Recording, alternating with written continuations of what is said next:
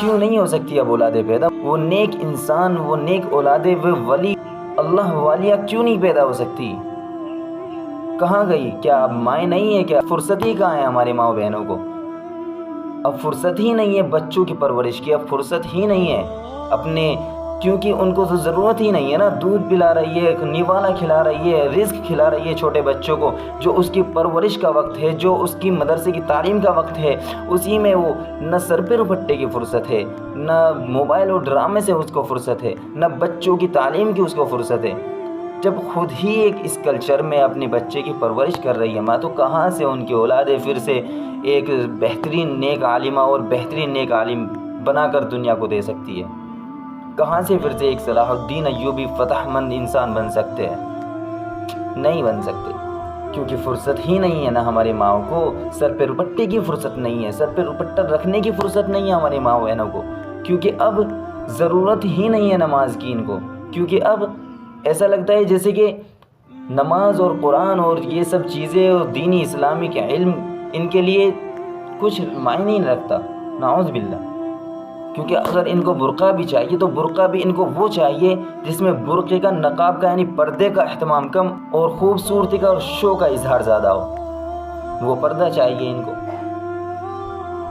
شوہر اگر نیک بھی چاہیے آج کے وقت میں کسی کو، تو نیک بھی وہ والا چاہیے جو دنیاوی اعتبار سے اسمارٹ ہو، جو دنیاوی اعتبار سے پیسے والا بھی ہو، رہن سہن بھی اس کا زبردست ہو، اور فلمی اسٹائل والا اس کی چال ہو۔ یہ سب چیزیں آج کل کی بچوں کو تم 18 19 20 22 سال کی بھی ہوتی ہے تو کہتے ہو کہ ابھی بچی ہیں۔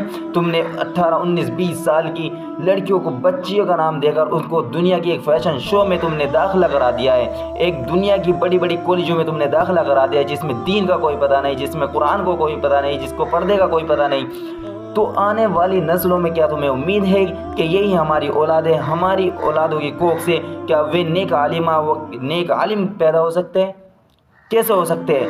جس بیٹیوں کو تم نے پردے سے ختم کر دیا، اولادوں کو تم نے قرآن کی تمیز نہیں سکھائی، علم کی تمیز نہیں سکھائی، پردے کی تمیز نہیں سکھائی، تو کس چیز سے تم امید رکھ سکتے ہو کہ ہماری آنے والی نسلیں جب ہم قبر میں چلے جائیں گے، یہی نسلیں ہمیں قبر میں آ کے فاتحہ پڑھ دے گی، یہی نسلیں ہماری مغفرت کی دعائیں کرا دے گی، یہی نسلیں ہماری اولادوں کو ایک پردہ نشی بہترین شخصیت بنا کر تیار کر دے گی؟